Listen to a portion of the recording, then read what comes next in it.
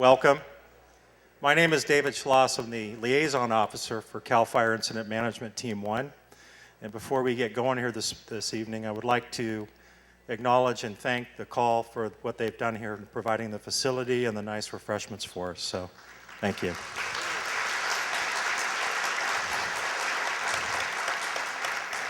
So we're here tonight to share some information with you regarding the Butte Fire, which we're all very much aware of. First, we want to have a few introductions here. From the County Board of Supervisors, Supervisor Forrester. Supervisor Plass.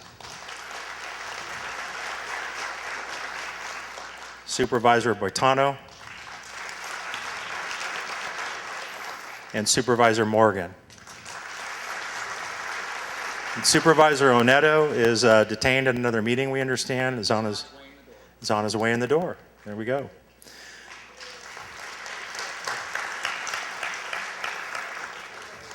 Right down here, sir. Thank you.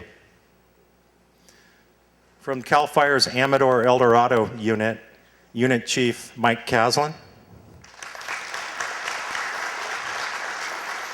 Deputy Chief Brian Estes. And over here to my left, Amador County Sheriff Martin Ryan.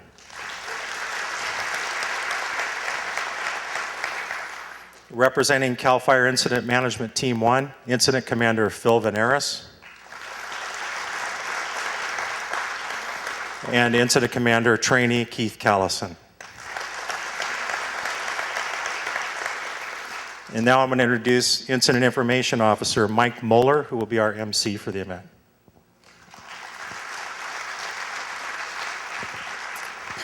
Good evening, everyone. Thank you for coming out. I can tell you on behalf of the team and the chiefs will be up here, it's an honor and privilege for you to take time out of your day and come and hear what we have to say. What I'm going to introduce first is our initial response, what we call the first units on scene, and then we move into what we call extended attack. So first I'm going to bring up Chief Mike Oliveria.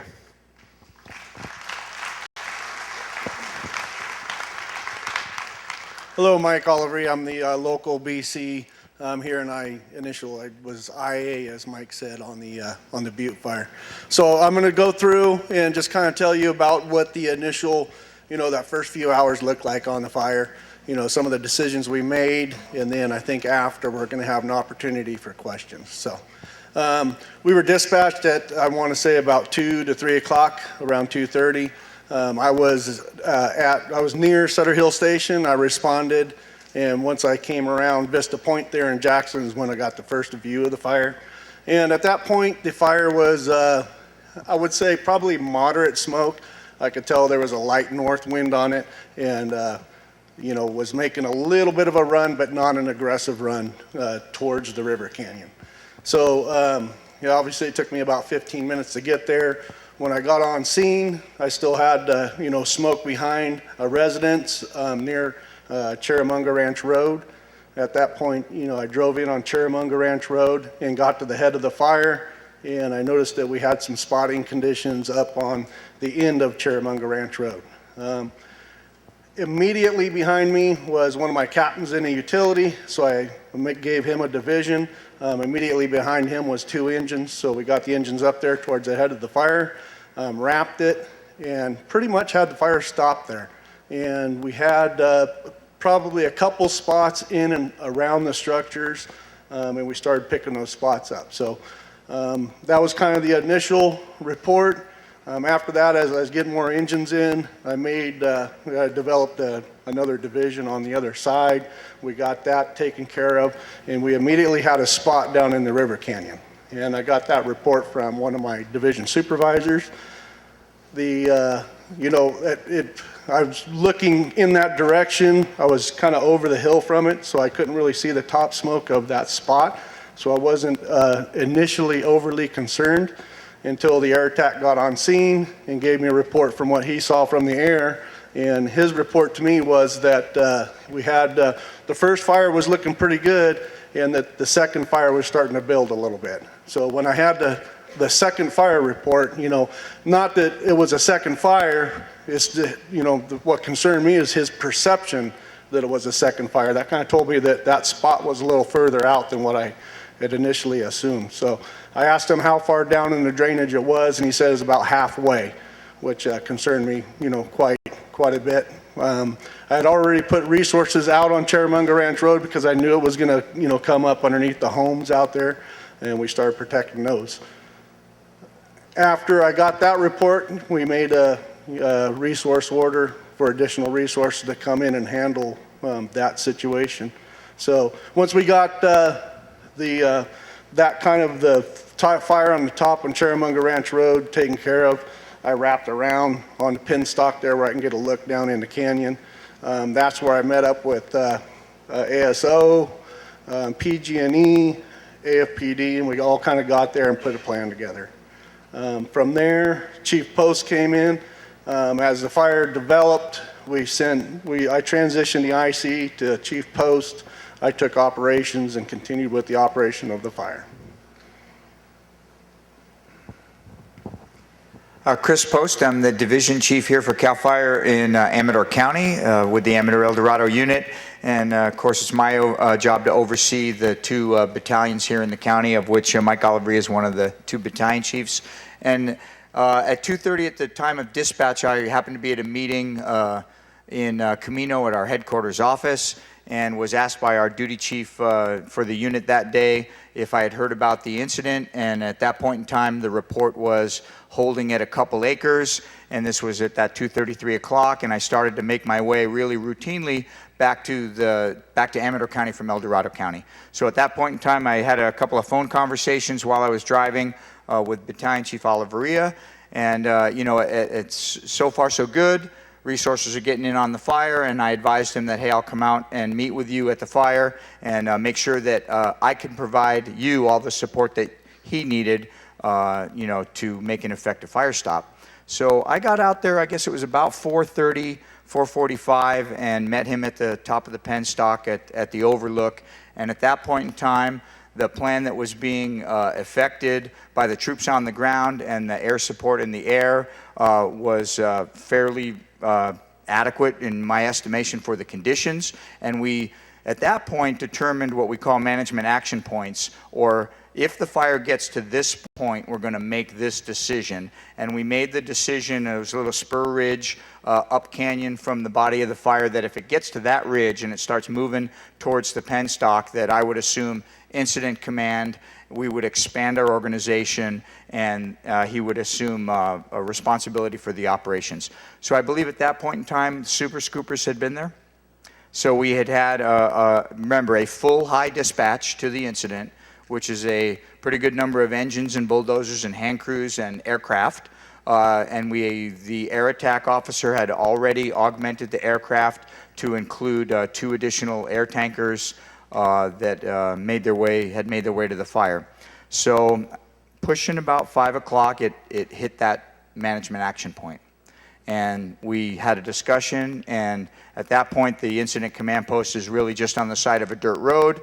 There's some impacts to us in terms of the need to communicate with the press, with additional law enforcement, with the community at large, that sort of stuff. And the decision was made that I would move the incident command post to the PG&E Taboo Lake staging or picnic area. And so at this point, it is important to know that we're already engaged with the Sheriff's Department. We're already engaged with CHP, PG&E, as well as the Amador Fire Protection District, and we're expanding our organization. So at this point, the sun is about setting on the canyon. And at the point that the sun dipped behind the canyon and the canyon shadowed, the routine afternoon winds that blow up the canyon stopped. And they were replaced by this light north wind that we had been witnessing in the smoke column. And so that change in the wind pushed the fire down the canyon and to the south, where it had been really creeping up the canyon towards the penstock. It had been going up the canyon. And so we both turned and noticed a significant change in the smoke column, the fact that the fire was now burning from north to south. Air attack advised us of that. And then at that point, we noticed the spot fires across the river. And pretty significant event. And so, and then we knew that we had to, engage our partners on the Calaveras County side of the river. And so a fairly significant resource order was placed to include the Tuolumne Calaveras unit of CAL FIRE now in the response. And, the thought process begins that this may get a little bigger than we initially planned. So at that point in time, made some notifications within our chain of command to our Deputy Chief of Operations and our duty chief, and the full support system of the Amador El Dorado unit is now engaged to include all the things we need for logistics, additional chief officers, the command center expanding to process the additional orders, and all of that stuff's in place. So when we got the command post moved over to PG&E, set up a more formal relationship with law enforcement, began to talk about evacuation plans, engaged the Calaveras County Sheriff's Department, and I can't say enough about the efforts of the Amador Sheriff's Office and the CHP, as well as the Calaveras Sheriff's Office, in supporting us that night and working out of their comfort zone and just taking responsibility, because we were busy. So I really do want to do a shout out to those folks. PG&E, fully supportive of our operations, began to impact the electric powerhouse, so there were some concerns there. And at about this time, resources are arriving on scene on the Highway 26 side of the incident. So a little bit later on, an hour or so goes by. We're about 6 o'clock, 6:30, the Deputy Chief of Operations arrived, and we have a discussion about what's the appropriate size of the organization. And so at that point, we decided we would request the Sacramento Regional Type 3 Incident Management Team. And this is a group of resources from the Sacramento County area that includes the Amador El Dorado unit, folks from Sacramento City Fire, Sacramento Metropolitan Fire District, the Amador El Dorado unit, City of Folsom, and they're pre-organized into an incident management team at the Type 3 level to help support our organization, because you gotta build maps and build a plan and feed people, and all that stuff has to happen, and we need help to do that, and we engage them and ordered that help. And so now that the sun's going down, we placed a significant aircraft order for the following morning. Remember, the aircraft have a timeout and about 7:45 in the evening, and the request for aircraft for that following morning was one very large air tanker, the DC-10, 2 large air tankers, 4 of our regular air tankers, 2 large helicopters, 2 medium helicopters, and all of the support aircraft that goes with it. And I think by this time we had ordered upwards of 65 engines, 30 bulldozers, dozen or so crews, and just a bunch of stuff. And it was on the road. It included all our local government partners from Amador County, Calaveras County. And so, at this point, we realized the activities picking up on the Calaveras County side of the river, and we really needed to maybe even think bigger, because we made the flop from thinking about what's happening today to what's going to happen 3 days from now. And so at that point, we decided to order a Type 1 incident management team. And the Sacramento Regional Type 3 team stood our organization up and propped us up in the overnight hours of the first night, and provided all of the products and briefing that the incoming troops, that were arriving would need. And then we transitioned with the Type 1 incident management team at about 10 o'clock that following morning. And I want you to know that, in that period of time, we could not have done it without the assistance of our Type 3 incident management team partners from the greater Sacramento, Amador, and El Dorado County area, and that a really significant resource order was placed so that the incoming incident management team would have all of the resources that it would need to continue the operation into that second day and moving forward. So, and I do believe there will be a time for some questions after the program.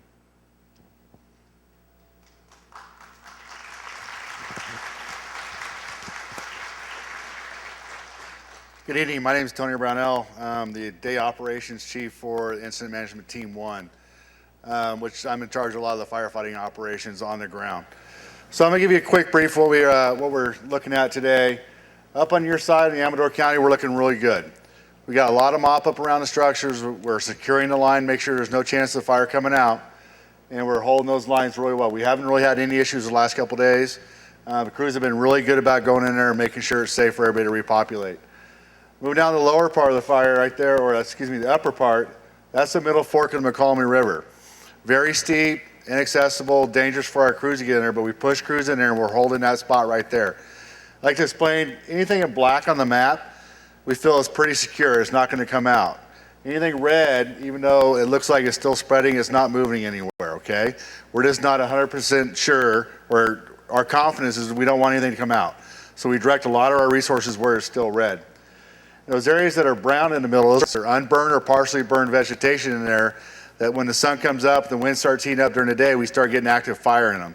So we're actively going in there and pushing crews in there, trying to cut lines around there, clean them up so we don't have any issues down the road.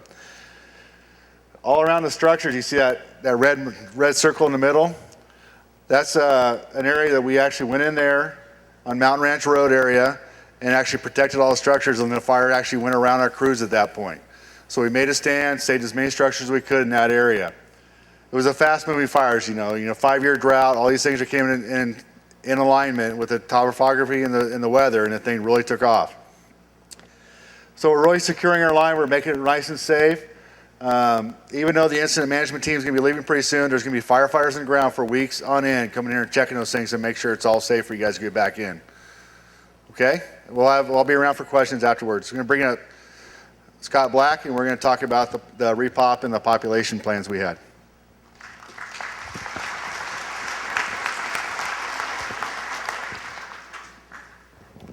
Thank you. Like you said, my name is Scott Black. I'm the law enforcement liaison for IMT1. When we first started, when we first got here, obviously we were pushing a lot of evacuations.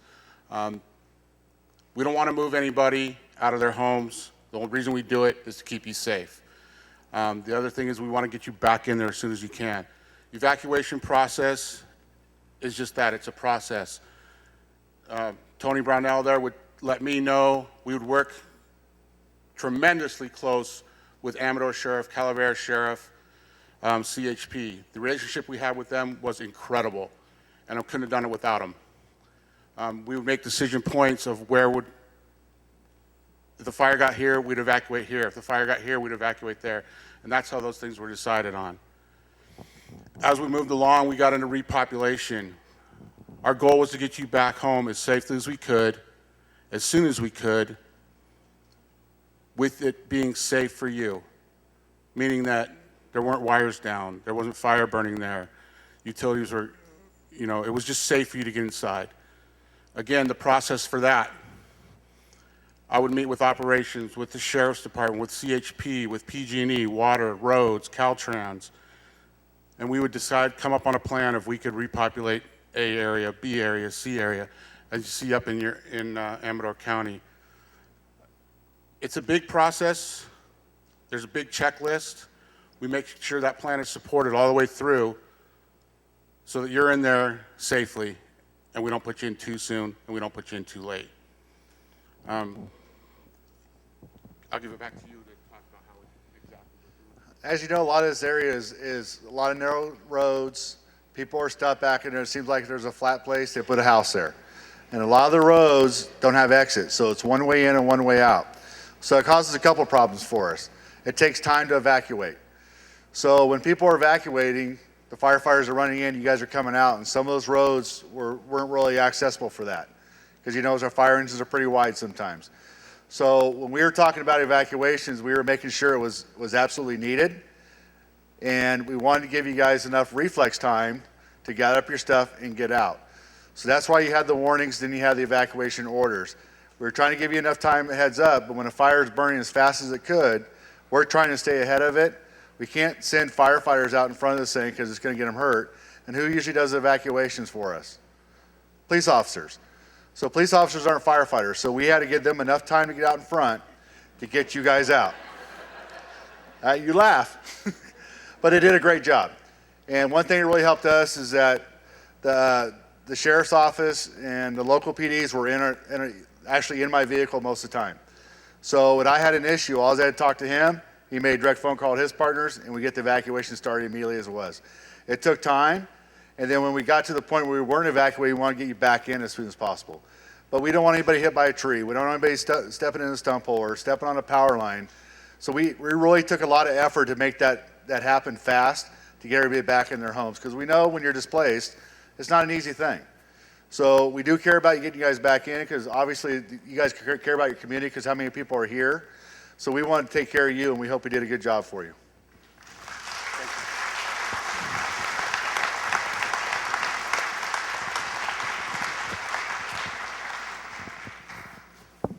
Thank you. My name is Mike Moeller, and I'm going to speak a little bit about incident information. I'm going to move. I walk around a lot, so sorry.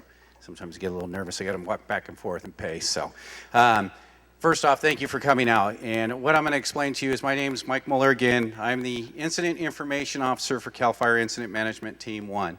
And it's my job, so I think it's the most important job on the team, because it's me, and I want to get it out there. But what I want to tell you is our job is called Public Information Officers.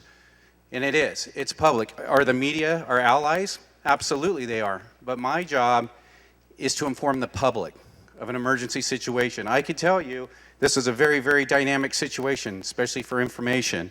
And I kind of want to just give you a quick overview of how we work information and how it comes out and how we get it to you. I always tell people I have the hardest job and the best job on this team. The best job is I get to meet with most of you, well, a lot of you, and go out in the public and see the people, unfortunately, that are affected by devastating wildfires, floods. It doesn't really matter, but I meet you. The hardest part is, eventually, information is usually one of the last portions of the team to leave, especially on something like this, because we need to get out in the community. We go from what we call public information out into recovery, because we need to know that you need assistance and we want to be out there. So the hardest part of the job is I make a lot of relationships with a lot of the community that is affected. And in a few weeks, I'm going to leave. I'm going to go back to Southern California, and I may not come across you, but I have to know that in my heart that we got you the proper information. So when we disseminate information, we work with the local units. We work with our sheriff's department. We work with CHP. We work with the board of supervisors, their constituents, the people that live in their areas. So there's a lot of mingling that goes together, a lot of cooperation. So we have to gather all those. I can tell you, we sit literally across from the sheriff, from Amador, from Calaveras, from CHP, so we're all on the same page. The way that information comes out is we use what's called an incident fact sheet. We have our day operations and we have our night operations. So what happens in the morning, we get a report from night operations, and this is what we have. This is the acreage, containment, this is what the fire is doing. And we glean that information, because when it comes in, we call it intelligence. Then I have to glean it with the support staff and determine what's intelligence and what is the information I need to get out to you. What is going to affect your family? What do you need to know as far as containment? We work diligently, and I can tell you with the evacuation, you have to remember, these wildland fire, this one moved very fast. Evacuation areas moved very fast, and we work again with all of our law enforcement cooperators. So I gather that information or that intel, we glean it, we release it, we try to get it out to you by about 7:30 in the morning. Then that information, then our day operations goes out, and then they come in and they give us intel, and then we release that about 6 o'clock at night. Now during the day, you will see what we call media advisories. Media advisories would be additional evacuations. It would be repopulation areas, additional road closures. Those come out 24 hours a day. But our fact sheets come out twice a day. Now I listen to the radio, and I could hear maybe operations say, hey, this could be an additional 100 acres. That technically is intelligence. We have to verify that. So people say, well, we want that, I can't get a media advisory together of something I heard over the radio. I have to check through the chain of command to make sure that I am giving you the exact acreage. Or there may be somebody, hey, a rumor. All of you are very, very familiar with social media. I can tell you as a public information officer, 40 to 50% of my time is dealing with rumors that come from third-party information. If you don't get it from the incident, it's not verified. It really isn't. Yes, some people say, well, I saw on Facebook, and you guys are 2.5 hours behind. Well, normally if I look at Facebook, Twitter, 95% of the time, that information is not accurate, but people go to that as a third party. Well, the incident's not giving it to us. Let's go to social media. I can tell you that really hurts us. Now, don't get me wrong. There are some very reputable social media outlets, and we do use social media.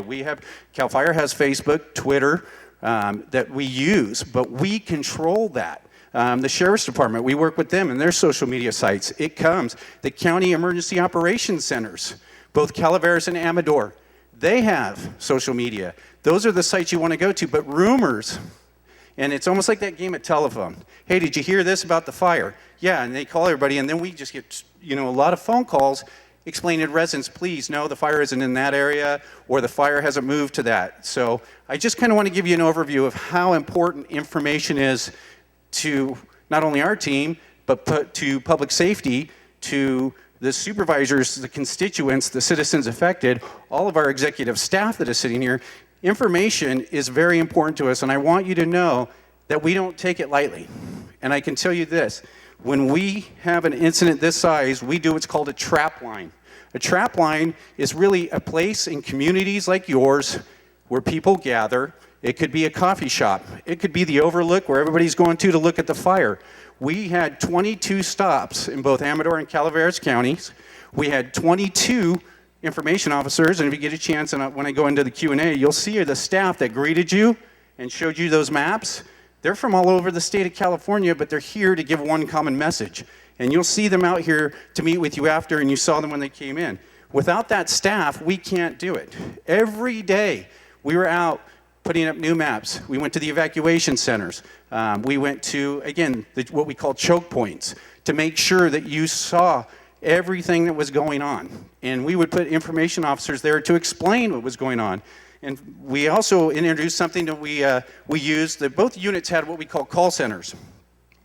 And that is so they can field calls from the public. We had a media line, but the public, we have to make sure that we're getting them the most up to date. You need a phone number where you hear a voice. And I know if I ask you right now, would you rather hear a recording or a voice?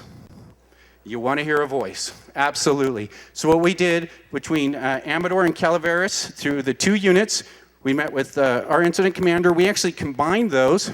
We moved them to the command post, and we called it the information/recovery. And it's still open right now, and it'll be open. And now we're moving from the public information to, if you go back to your residence and you have a question on who to call or something's just not right, that line was there, and we had people there to answer those questions. If we didn't have the answer, we would get it for you.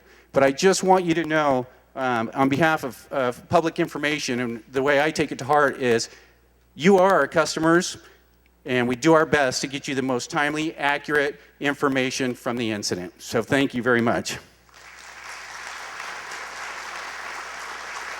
And I'd like to introduce Amador County Fire District Chief David Bellerive. Good evening. My name is Dave Bellerive. I'm the Fire Chief for Amador Fire Protection District, and I'm just going to kind of give you just a couple of minutes here. I know your time is important, but I also want to give you just a brief idea of what's going on with Amador Fire Protection District. How many of you here are from Amador County, from this area? Okay, awesome. Do you remember about 7 years ago, Measure M for firefighters? I'm the direct result of that. I'm standing here because of the Measure M monies. We also have 30 paid staff on duty, or 30 paid staff with the district. The reason I say that is because we had some incidents where the firefighters met with some unhappy community members.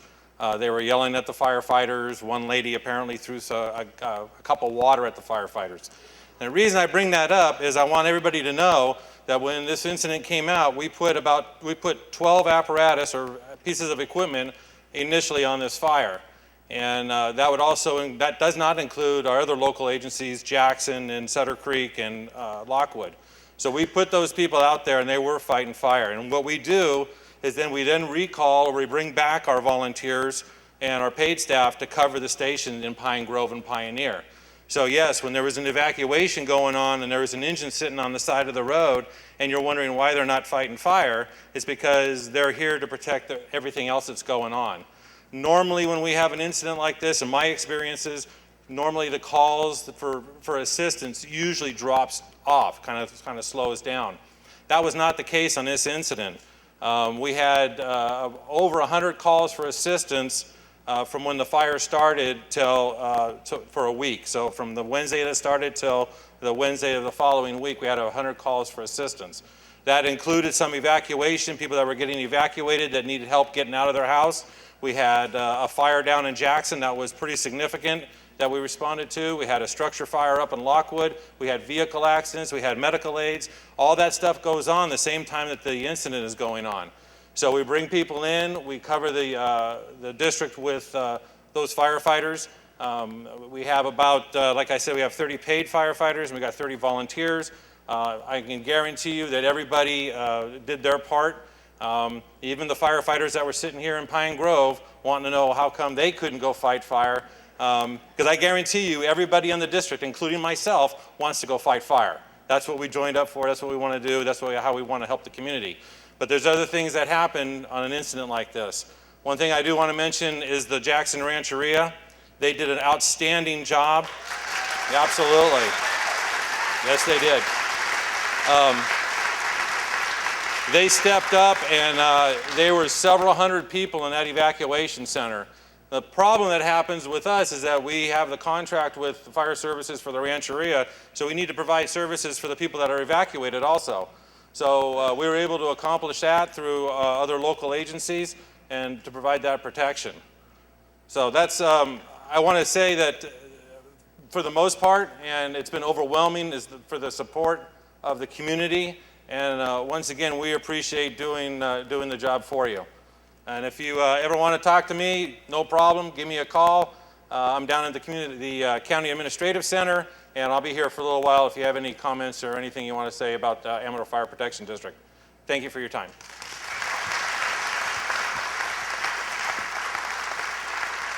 Thank you, Chief.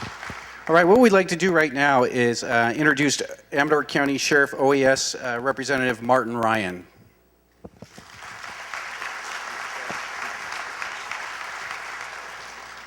Good evening. It's great to have such a great turnout here tonight. And first of all, my deepest appreciation to all the fire services that came into this county and really saved us from a real disaster. We very much appreciate it.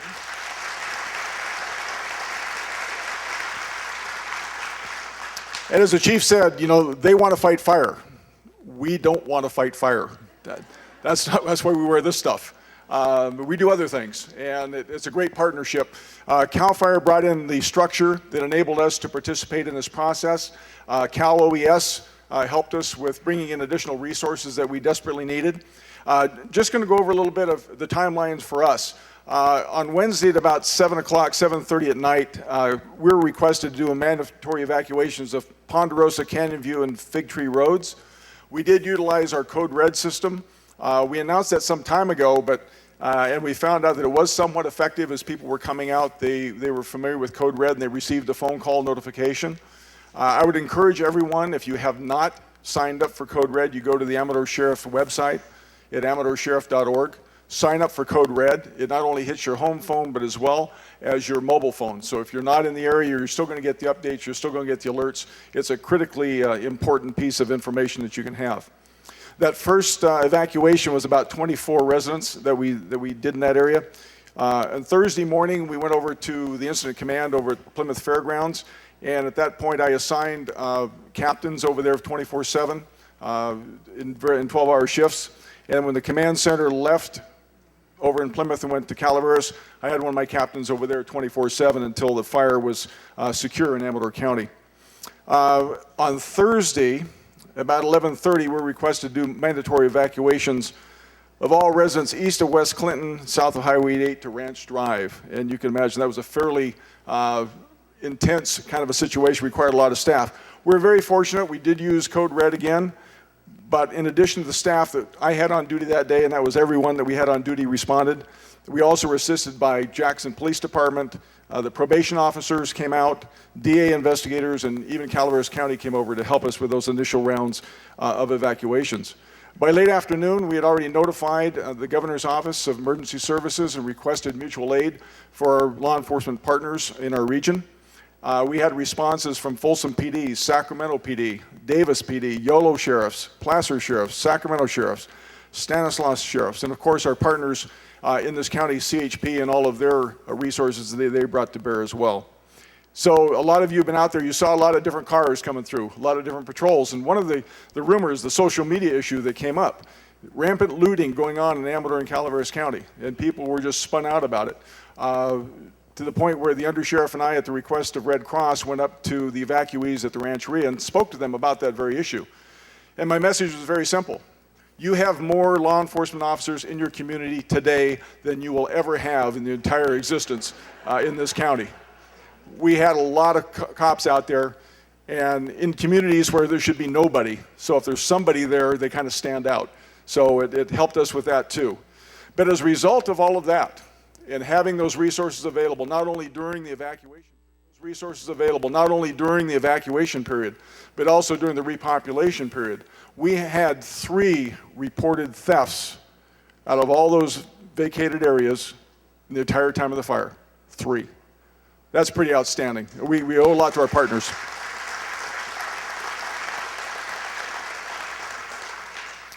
I also want to thank the members of this community that stopped one post that we had at Pine Grove Elementary.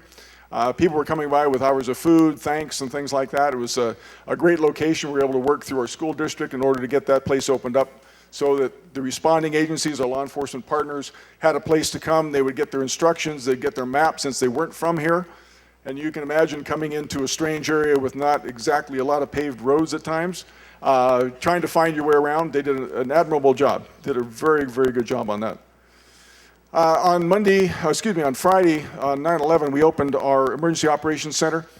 We had staffed it with Amador County Sheriff's Office staff. Dr. Kerr was there, Public Health Officer, Cal OES, Red Cross, Mountain Valley EMS, and CAL FIRE, in order to coordinate local resources and for people that would call in. And we did receive an awful amount of calls into that center.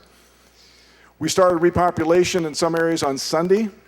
But the areas were still threatened due to fire spotting dangers, so fire held off on that until Tuesday. And we'll tell you that we're led by fire when it comes to the evacuations and the repopulation plans. They are the experts. They're the experts in fire behavior. We are not. They're experts in what's safe to go in after a fire, and we are not. So we follow their lead. They give us that direction. We're the law enforcement arm for them to accomplish the goals that we had, the evacuation, the repopulation. So on Tuesday, we shut things down over here. We're very fortunate. Unfortunately, our neighbors over in Calaveras have not been so lucky. And so as we wrap this up in Amador, I ask that all of us keep in mind that there are people really close to us and right next door that continue to suffer and continue to be out of their homes and will continue to need assistance in order to get repopulated and get back to normal. So with that, I will close just again with a great thanks to the fire service and the partnerships that we had before and that were even more strengthened as a result of this incident. We learned a lot from the sheriff's office. We've dodged a couple bullets. We dodged the sand fire a couple years ago. It went into El Dorado and stayed there. This one went into Calaveras. We're not always going to be this fortunate. But with good planning, good resources, good partnerships, good things come out of it. So thank you very much.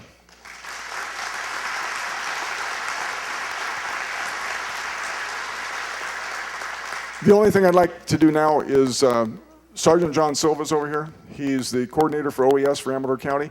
He's also our search and rescue coordinator. John, would you stand up, please? He did a great job on this whole thing.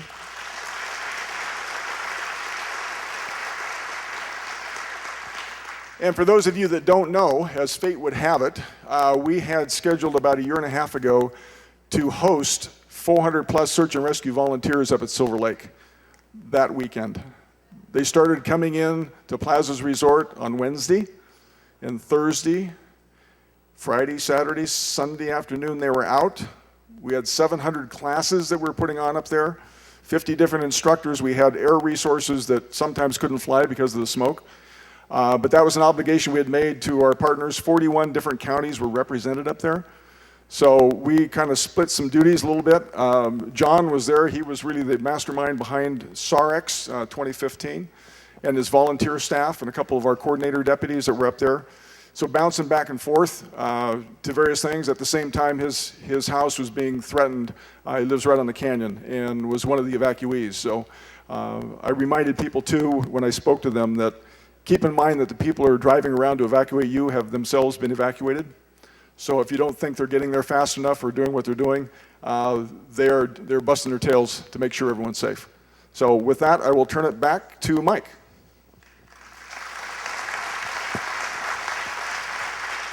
Thank you, Sheriff. All right, now to just kind of give you an overview of what we're going to have now. We're going to go into a question and answer period, and then we're going to have some closing comments from our executive staff, the Board of Supervisors, and our incident management team. So for time's sake, we're going to have a microphone up here. We'll field several questions, and then I can guarantee you all of us will be available for individual questions. We can reference maps throughout, and we will stay tonight until every question is answered here. So what I ask is, if you have a question, Sean right here, you can come up to the mic. If you'd rather not, we can bring it to you. And I'm really directing this at the Amador County Board and the Sheriff's Office. We did not get any code red calls out on Clinton Bar. I got my brother's call at 7 o'clock in the morning saying, you guys got to get out. And a lot of that is the problem of AT&T not servicing our area. Our wires have been so old out there, and I was promised for years that they were going to replace them. And every time it rained, our phone system went out. Every time anything happened, our phone system went out. So they promised me at AT&T that this new wireless system would be foolproof. You know, it would stay on for 72 hours in a power failure. Nope, 6 o'clock. When the power went out, I had nothing. I'd been gone all day. My cell phone was down to 20%. We did go out in the cars, you know, charging them and stuff, but that doesn't give it a good charge. And then it's searching all night. The battery's drained. Will you please try to use this incident to pressure AT&T to put new lines in? Because every place from Clinton Bar out doesn't have it. And they promised me 5 years ago, they had it all laid out, we were going to get it in the fall, and then it fell through. And because I have been a squeaky wheel trying to get safety for Clinton Bar, Quail, all of us there on that canyon side, because I knew that we would need to have some kind of response time. And, you know, I know that social media can be a real pain in the behind, but everyone that was looking over Quail, not one of us got a call, not one of us heard anything, but we all worked together, you know, from family members saying, look, you know, in CDF saying, get out now. When the sheriff's office were coming in, we were already packed. Our daughter was having a wedding last weekend, so we had 50 boxes. It took a lot of, you know, I needed extra time, but we got through the wedding. But thank you. Please, Board of Supervisors, this is exactly what we needed to pressure AT&T to come up to snuff. Thank you. Thank you, ma'am.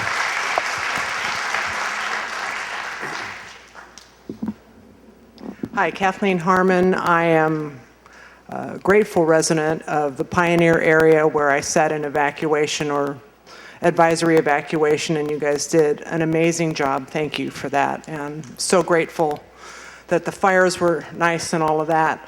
One of my question to you is long-term mitigation. I heard a recording of one of your staff talking to the Tuolumne Board of Supervisors, talking about the 100-year growth, talking about the fact that there's an issue with controlled burns and so forth. And Amador County, as Sheriff Ryan pointed out, has dodged a couple of bullets, but we have that 100-year growth. We have indefensible area.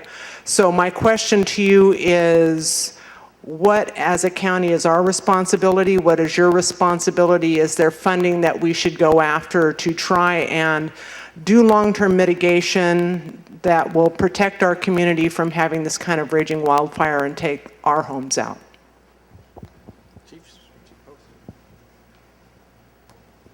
I think I can answer at least a portion of the question, and it kind of goes as follows: is obviously there's the long-term 100-year effects of the density of the forest, and there's all that real global forestry issue stuff out there. But to bring it down to Amador County, what you need to know is that the cooperative efforts between CAL FIRE, the Amador Fire Safe Council, SPI, and the El Dorado National Forest, we really are doing things that in a lot of areas are not being done. So specifically, and in this fire, dramatically, the Amador Fire Safe Council in partnership with CAL FIRE and the BLM and the Pine Acres Fuel Break. And for those of you from Quail and Clinton Bar, I think you have a dramatic success story that we'll be discussing as a community moving down the road.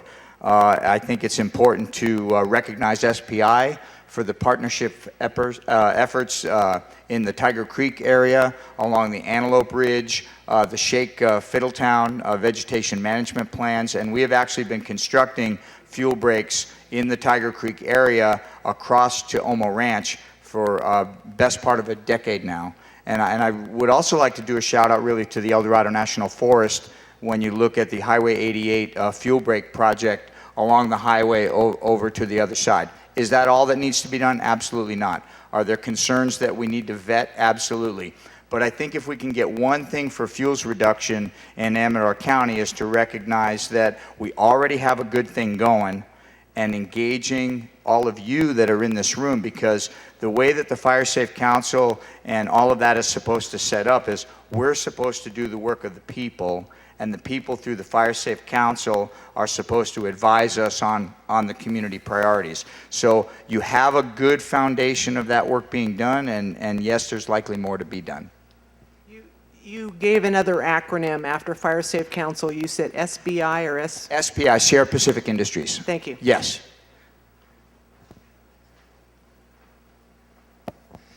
On the subject of the Amador Fire Safe Council, one thing we have here in Amador County is the Local Hazard Mitigation Plan, which is funded through the Homeland Security.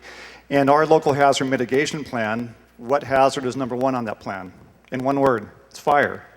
And Amador Fire Safe Council, this plan, as opposed to previous plans, they have their separate annex in the plan. And what we're hoping with that is we're hoping it will give them the mechanism to increase their chances of getting funding on different grants that they apply for to continue to do the fuel reduction.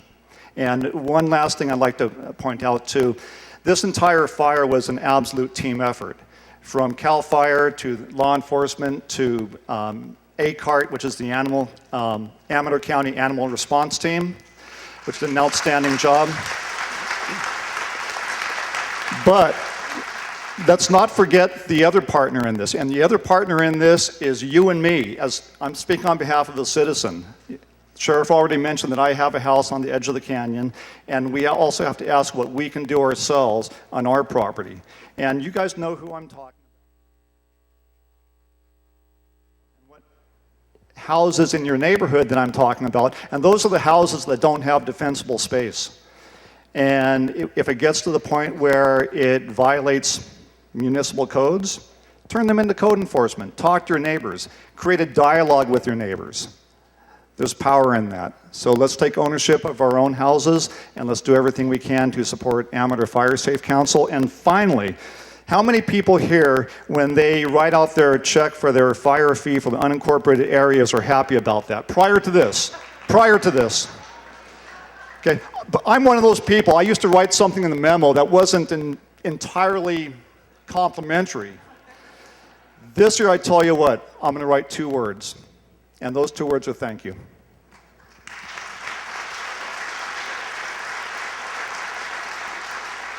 Thank you, sir. My name is Jack Hamilton. I live in the Wildwood Estates off of Taboo, and I had just a couple of comments and then one simple question. The comments were, nobody in here can say enough to thank the firefighters in this. This is just beyond belief. On a very personal level, every night that we were evacuated, I kind of went back to the entrance at Taboo off of 88, just because you wanted to feel like you were close to home. And the law enforcement that was there watching that, it was just unbelievable how friendly and nice they were in the time they'd take and answer questions. There was no friction at all, and it was just amazing. So I just wanted to make that comment. The question I've got is, when the sheriff was talking about code red, a lot of people were scrambling, making notes, and I think there's a few people I've talked to, we didn't even know what it was. So I think that needs to be communicated a little bit better.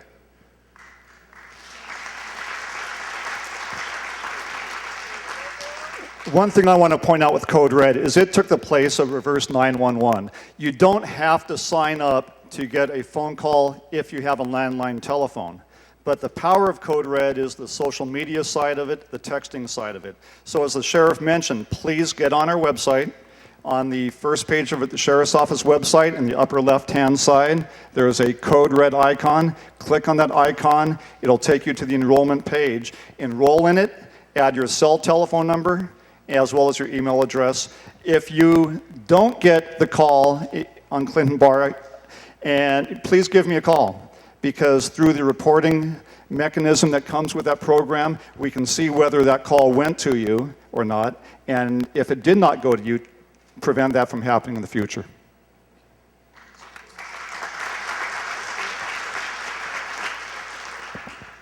Yes, good evening. My name is Franny Weinrob, and my question is, how did the fire start?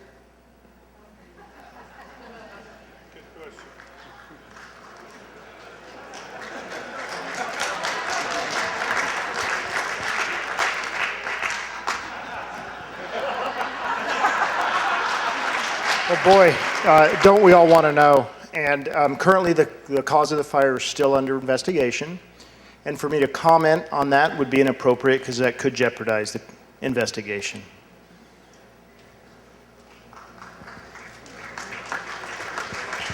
Thank you, Chief. And Chief will be up at the end with closing comments. So. Hi, my name is Sean Krilitich, and I live on off of Previtali Road in Amador County. And I just want to say thank you to everybody that saved this side of the river. But honestly, it's, and really thank you a lot. And you can't believe how thankful I am. But honestly, what happened on the other side of the river, it's like it hasn't even been touched on here. So, and those are our economic partners. Those are our partners, that's part of this community. So I guess one of the things that I was hoping to hear a little bit about is just what continued to happen when it got on the other side of the river. Thank you. Thank you, sir. And just so if you didn't see the media release, we're actually, in fact, Chief Josh White is in the audience. We are also having another community meeting tomorrow evening on the other side to go in that. Both counties were involved. We're focusing on both. We want to make sure we get you the current information here locally. But, sir, I will meet with you after. I will get you that address, and we are going to go into that further tomorrow on the other side of what is exactly going on the Calaveras side. But thank you very much. And then, ma'am, I had a question over here. Hi, I'm Carol Harper with Amador Community News, and I know that there was a lot of talk about social media and everything and how it got kind of out of control. And I didn't know about the Code Red. I mean, a lot of people are sitting there about Code Red, and then the lady that got up and said AT&T, I think that a lot of work needs to be done as far as media and communications in Amador County. So, I mean, if we can work with everybody, I mean, as far as our Board of Supervisors, government, everybody connecting together as a community, I mean, the outpouring of everybody, it was overwhelming for me. And I thank you so much for your updates, but I think that could probably be a little more improved. Thanks, Mike. Thank you. Ma'am. I actually have two things. I'm Ann Lintz, and I just, first of all, thank you. Everybody says it. It's very much deserved. One is Calaveras. I was trying to help out clients over in Calaveras, and they had the Nixle alert system. That really worked super well. I tried to sign up for it in Amador County, but it kept refusing me. So I don't know if it's something you subscribe to or what you do to get that, but the Nixle is pretty cool because it was giving real-time road information. The other thing I wanted to ask is, who's responsible for, the fire burned a lot of stuff. We're supposed to have the granddaddy of all El Niños. what are we doing about the erosion control? Is that going to be a CAL FIRE project? Is that a county project? Is that every landowner for themselves? Who's going to do the erosion control? Because we're going to face it really soon.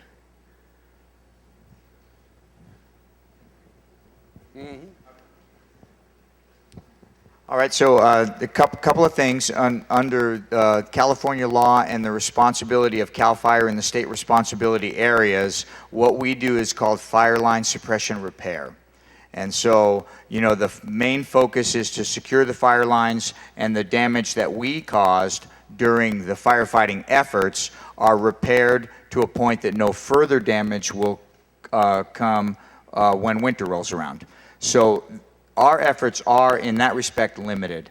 So what you do need to, a couple things that you do need to do is there are avenues, and through our, I believe our liaison officer and our local area forester in our Sutter Hill office, you need to get in contact depending on the nature of your property to either the Resource Conservation District. Some of that you may be responsible yourself as a landowner, and it would be prudent to ensure that you're, you know, doing that kind of work on your own property. So, I mean, the short answer is that yes, you do have some of your own responsibility for the rehabilitation efforts on your property affected by the fire, but there is, and I don't profess to know all of those contacts that are available to you, but locally I can get anyone that wants to see me afterwards, I can get you the contact information of our area forester, and maybe we can get that in a fact sheet moving forward, so that we can get a contact list for those folks in the local area that do have a, you know, a piece of that part of the puzzle. And thank you for recognizing that, because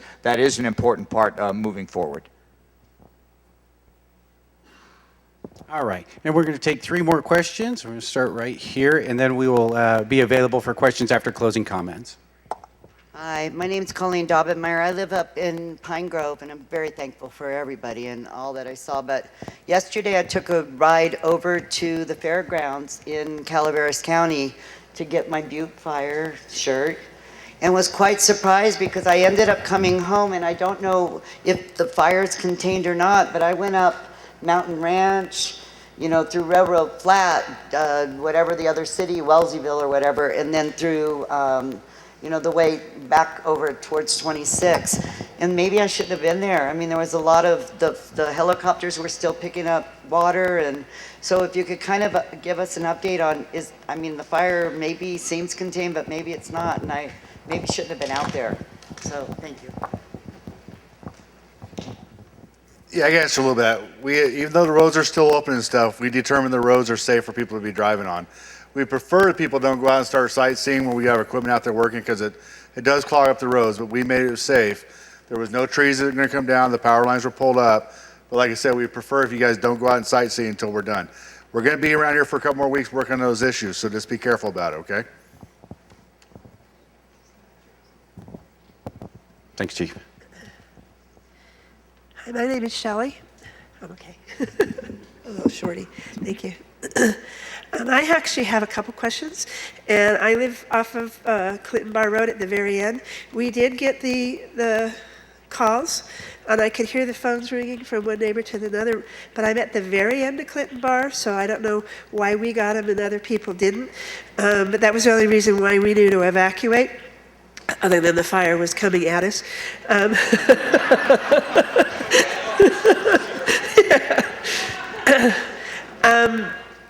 I do agree with AT&T. It sucks up there. My cell phone doesn't work up there. My phone's out quite frequently during the year.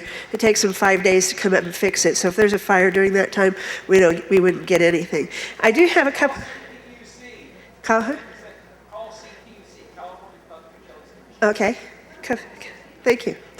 I do have a couple questions for you guys. CAL FIRE, the first one is for CAL FIRE. I went down to the Bay Area. I was staying down in San Jose because I had to go down there and work anyway. And the only access that I had was the map on the internet. And the map on Friday looked like we were safe at Clinton Bar. On Saturday, it looked like everything to Robin Court was burned.